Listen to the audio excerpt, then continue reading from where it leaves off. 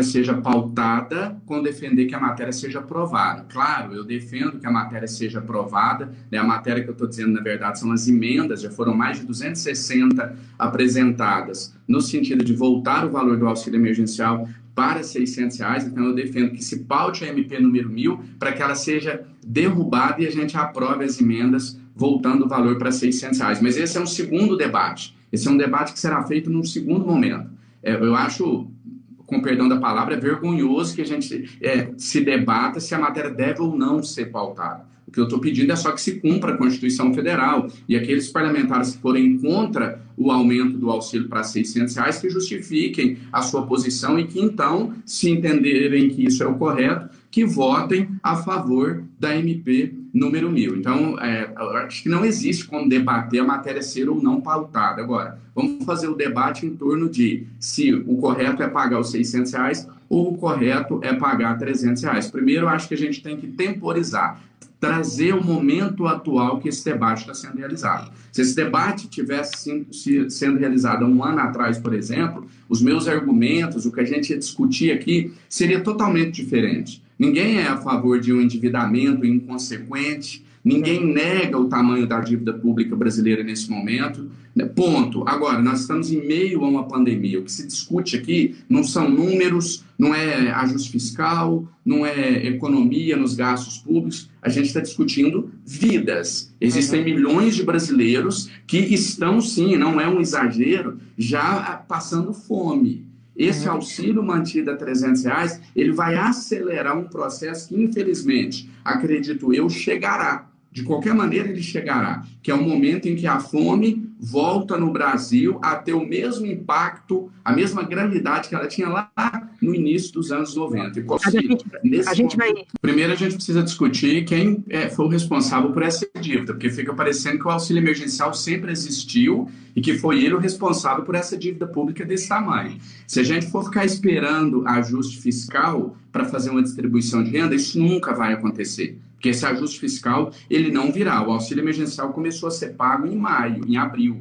O endividamento do Brasil, ele não começou em maio, nem em abril. Então, o que a gente está discutindo aqui, são prioridades. E eu recomendo retirar do mesmo lugar que se retira os recursos para pagar o funcionalismo público, para pagar lagosta para os ministros do STF, para pagar cartão corporativo para o presidente da República. É do mesmo lugar que se tira para pagar auxílio moradia para nós deputados, né? Eu acho que, assim, no meio de uma pandemia, você discutir tamanho de endividamento público, eu acho desrespeitoso com os brasileiros. O que eu estou defendendo, Maria Cristina, para finalizar, é muito simples. É que a gente aumente o endividamento aí de 6 para 6,1 trilhões. Não é uma medida populista, demagoga, de afundar o país, não. Agora, a médio e longo prazo, a gente tem N medidas para conseguir esse recurso. O imposto sobre grandes fortunas, que geraria aí cerca de 40 bilhões de reais para o nosso país, né?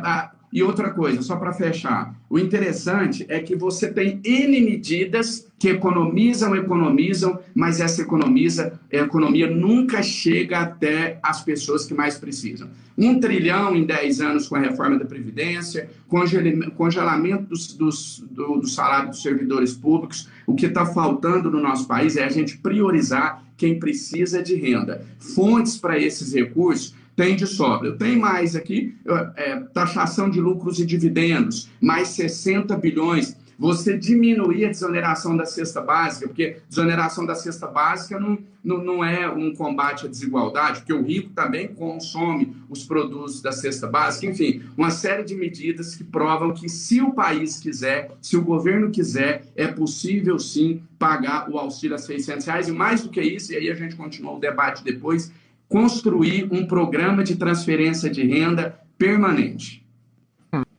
Primeiro, só fazer aqui manifestamento em R$ 600 até o mês de dezembro para esse ano, e para esse ano não há que se falar em teto de gastos. Para o ano que vem a gente tem a reforma tributária, a reforma administrativa e etc. Né? Então nós temos um orçamento aí de quase 4 trilhões e nós só não temos 150 bilhões porque não sobra. Então é tudo realmente uma questão de prioridades, né? Temos aí 300 bilhões em isenções que são concedidas, 1,6 trilhões que a gente paga de dinheiro que a gente pegou emprestado, 300 bilhões com funcionalismo, e nada disso resolveu. A única coisa que resolveu, segundo matéria do próprio Valor Econômico, a única coisa que realmente diminuiu os níveis de pobreza e de desigualdade no Brasil foi o auxílio emergencial no valor de R$600. Sobre a discussão no Congresso Nacional, infelizmente, o interesse político, né,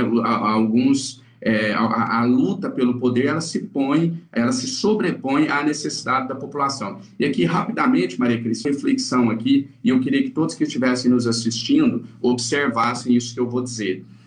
Na semana que o presidente Jair Bolsonaro assinaria a MP que reduziria ou não o valor do auxílio emergencial para R$300, ninguém se falou nesse assunto no plenário da Casa. A dita oposição se calou. Esperaram que a notícia se confirmasse, esperaram que o auxílio estivesse em R$300 para aí começar a levantar a bandeira e brigar e falar isso é um absurdo, o auxílio tem que ficar R$600. Porque no fundo, eles não querem que o auxílio vá a R$600 dentro da popularidade do presidente, não querem que isso aconteça, do que com, de fato, que o auxílio fique no valor de R$600. Então é aquele jogo ensaiado, né? Como se um falasse para o outro, ó, já garantiu lá, o auxílio ficou em 300 mesmo? Ficou. Opa, então agora vamos empunhar a bandeira e brigar para que seja em 600. Mas no fundo, não querem que fique em 600, porque entendem que isso vai fortalecer politicamente o presidente Jair Bolsonaro. Eu acho que esse não é o papel do parlamento, se o presidente vai se fortalecer ou não, isso aí a gente vai discutir lá em 2022. Agora é hora de dar uma condição mínima, né, digna, para que as pessoas consigam sobreviver a essa pandemia.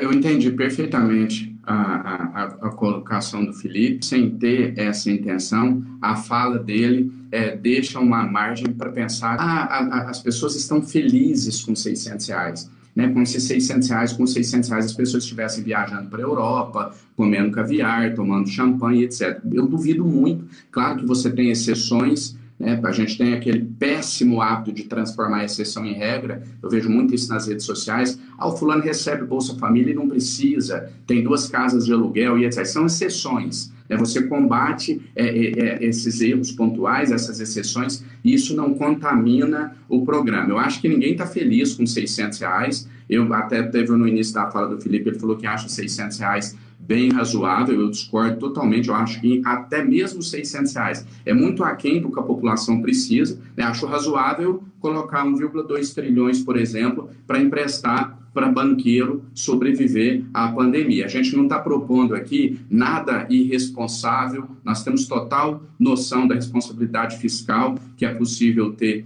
nesse momento, mas eu acho que a população já está pronta e preparada para iniciar, para voltar à atividade econômica, voltar ao trabalho, assim que esses empregos estiverem disponíveis. Porque fica parecendo também que a população está tendo que escolher entre o auxílio de R$600 ou o emprego. Aí fica assim, não, eu não quero R$600, eu quero trabalhar. Ok, aonde está o trabalho? A economia já voltou? E aí eu quero só para finalizar, Maria Cristina, colocar um ponto aqui que eu acho extremamente importante, que é a diferença da capital, né, de algumas metrópoles e do interior. E a gente até disse isso em uma entrevista que eu concedi recentemente à sua coluna. São bolhas que a gente vive e dá aquela sensação para quem está na capital de que assim, as coisas já voltaram ao normal, o transporte público já está funcionando normal. A gente precisa sair do escritório, sair dos nossos gabinetes e conhecer a realidade de um país do tamanho do nosso. Eu conheço o que é a realidade de um país, de uma cidade, de 2.000 habitantes. Tem gente que nem consegue mensurar o que são 2.000 habitantes. Normalmente, 2.000 habitantes você tem em uma rua,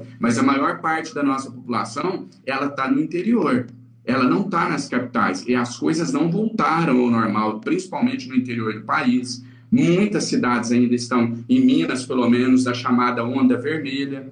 Então, eu acho que, assim, qual foi o propósito do auxílio emergencial? Ele foi instituído por quê? Teve um propósito, o que a gente chama no direito de espírito da lei. Qual o espírito da lei que instituiu o auxílio emergencial? Auxiliar as pessoas a passarem pela pandemia.